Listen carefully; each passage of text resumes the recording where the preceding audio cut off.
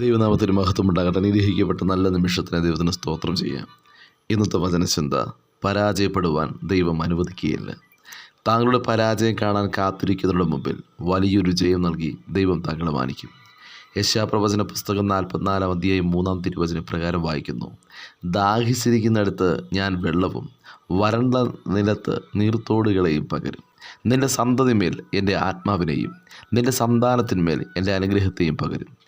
ഏതവസ്ഥയിലും ക്രിസ്തുവിനെ മാത്രം നോക്കി താങ്കൾ യാത്ര ചെയ്യുന്നുവെങ്കിൽ താങ്കളുടെ വേലയെ മാനിക്കുന്ന പിതാവ് താങ്കൾക്കായി അതിമഹത്തായ പ്രതിഫലമൊരുക്കി കാത്തിരിക്കുന്നുണ്ട്. പ്രതിഫലം നൽകുന്ന കർത്താവിൻ്റെ കരങ്ങളിൽ താങ്കൾ ഈ നിമിഷം പൂർണ്ണമായി സമർപ്പിക്കുക.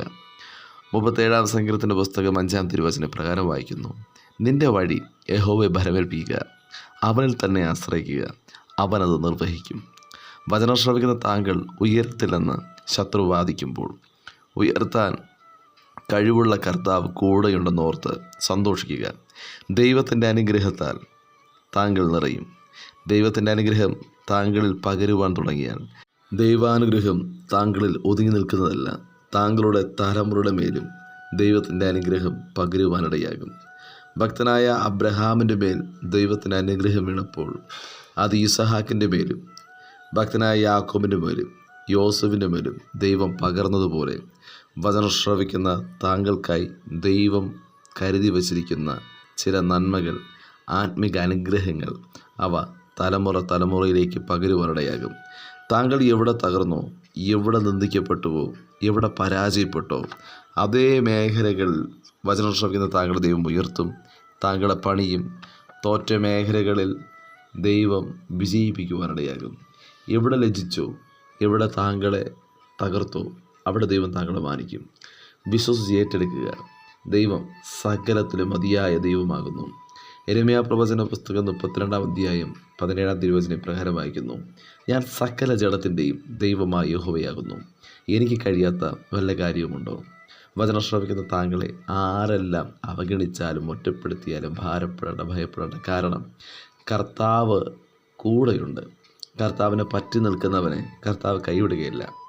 താങ്കളെ കൈവിടുന്ന ദൈവമല്ല, പകുതി വഴിയിൽ ഉപേക്ഷിക്കുന്ന ദൈവമല്ല യേശു. മനുഷ്യർ കൈവിടുമ്പോൾ, മനുഷ്യർ തള്ളിക്കളയുമ്പോൾ കർത്താവ് താങ്കളുടെ കൂടെയുണ്ട്. മനുഷ്യർ താങ്കളെ അകറ്റി നിർത്തുമ്പോൾ കർത്താവ് താങ്കളെ ചേർത്ത് പിടിക്കും. പ്രതീക്ഷ കൈവിടാതെ മുൻപോട്ട് ചലിക്കുക. ദൈവം ഒരു വഴി കാണിക്കും. ഒരു നല്ല നാളേക്ക് വേണ്ടി പ്രാർത്ഥിക്കുക. ദൈവത്തെ വിളിച്ചപേക്ഷിച്ചാൽ ഉത്തരം നൽകും. ഭക്തനായ ദാവീദ് ദൈവസന്നിധിയിൽ ആശ്രയിച്ചു. നാം ദൈവത്തെ വിളിച്ചപേക്ഷിച്ചാൽ, ദൈവത്തിൽ ആശ്രയിച്ചാൽ ദൈവം താങ്കളെ കൈവിടുകയില്ല. ഭക്തനായ ദാവീദ് 112 സങ്കീർത്തന പുസ്തകം 8 തിരുവചനത്തിൽ പ്രകാരം വിളിച്ചു പറഞ്ഞു: മനുഷ്യനിൽ ആശ്രയിക്കുന്നതിനേക്കാൾ യഹോവയിൽ ആശ്രയിക്കുന്നത് നല്ലത്, പ്രഭുക്കന്മാരിൽ ആശ്രയിക്കുന്നതിനേക്കാൾ യഹോവയിൽ ആശ്രയിക്കുന്നത് നല്ലതെന്ന്. ദൈവത്തെ പൂർണ്ണമായി ആശ്രയിച്ച ഭക്തനായ ദാവീദ് മുന്നിൽ ശത്രുവാകുന്ന വലിയ പടക്കൂട്ടത്തെ കണ്ടപ്പോൾ ധൈര്യത്തോടുകൂടെ ഭക്തനായ ദാവീദ് വിളിച്ചു പറഞ്ഞു: നിന്നാൽ ഞാൻ പടക്കൂട്ടത്തിന് നേരെ പാഞ്ഞൊല്ലും, എൻ്റെ ദൈവത്താൽ ഞാൻ ഈ മതിൽ ചാടിക്കിടക്കുമെന്ന്. ഇന്ന് താങ്കൾ അനുഭവിക്കുന്ന ഓരോ വെല്ലുവിളിയും, ഓരോ കഷ്ടതയും, കണ്ണുനീരും, വേദനയും, എന്തൊക്കെ പ്രതികൂലങ്ങളാണെങ്കിലും ദൈവത്തിന് താങ്കളുടെ മേൽ വ്യക്തമായ പദ്ധതിയുണ്ടെന്ന് തിരിച്ചറിയുക. എല്ലാ മേഖലകളിലും താങ്കളെ ദൈവം അനുഗ്രഹിക്കും. യെശയ്യാപ്രവചന പുസ്തകം 44 അധ്യായം 3 തിരുവചന പ്രകാരം വായിക്കുന്നു: ദാഹിച്ചിരിക്കുന്നിടത്ത് ഞാൻ വെള്ളവും വരണ്ട നിലത്ത് നീരൊഴുക്കുകളും പകരും. നിന്റെ സന്തതിയുടെ മേൽ എൻ്റെ ആത്മാവിനെയും നിന്റെ സന്താനത്തിന്മേൽ എൻ്റെ അനുഗ്രഹത്തെയും പകരുമെന്ന്. വചനചിന്തയിൽ 2 പ്രാവശ്യം യെശയ്യാപ്രവചന പുസ്തകം 44 അധ്യായം 3 തിരുവചനം താങ്കളോട് ആവർത്തിച്ച് വിളിച്ചു പറയുമ്പോൾ ഓർക്കുക: പ്രതീക്ഷകൾ അസ്തമിക്കുന്നിടത്ത് ചില നീരുറവകളെ വചനം ശ്രവിക്കുന്ന താങ്കൾക്ക് വേണ്ടി വെളിപ്പെടുത്തും. പ്രതീക്ഷകൾ അസ്തമിച്ച് മകൻ്റെ മരണം കാണണമെന്ന് പറഞ്ഞ് മാറി നിന്ന് കരയുന്ന ഹാഗറിൻ്റെ അരികിലേക്ക് ദൂതനിറങ്ങിയില്ലേ? മറഞ്ഞിരുന്ന ഉറവയെ വെളിപ്പെടുത്തിയില്ലേ? ഭക്തനായ അബ്രഹാം പ്രതീക്ഷകൾ അസ്തമിക്കുമ്പോൾ തൻ്റെ പ്രിയ കുഞ്ഞിനെ കാത്തിരുന്ന് ലഭിച്ച ഇസഹാക്കിനെ വാഗ്ദത്തത്തെ യാഗമർപ്പിക്കുവാൻ പോകുന്ന ആ തക്ക സമയത്ത് ദൈവം മറച്ചു വച്ചിരുന്ന ആടിനെ കരുതിയില്ലേ?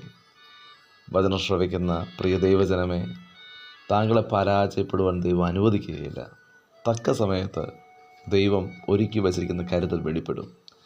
തക്ക സമയത്ത് താങ്കൾ ദൈവത്തിന് മഹത്വം കാണും. താങ്കളുടെ ജീവിതത്തിനകത്ത് വലിയ അനുഗ്രഹത്തിൻ്റെ ദിവസമാണെന്ന് വിശ്വസിക്കുക. വിശ്വാസത്തോടെ താങ്കൾ ചലിക്കുക. ഈ നാളുകളിൽ മുന്നോട്ട് വാഗ്ദത്തമുള്ള വാതിൽ ദൈവം തുറക്കുവാനിടയാകും. വചനം ശ്രവിക്കുന്ന താങ്കൾ വിശ്വാസത്തോടുകൂടെ വീര്യപ്രവൃത്തികൾ ചെയ്യുവാൻ, ദൈവത്തിൽ ആശ്രയിച്ച് മുന്നേറുവാൻ വചനം ശ്രവിക്കുന്ന ഏവർക്കും കർത്താവ് കൃപയും അധികാരം നൽകുമാറാകട്ടെ. God bless you. ആമേൻ.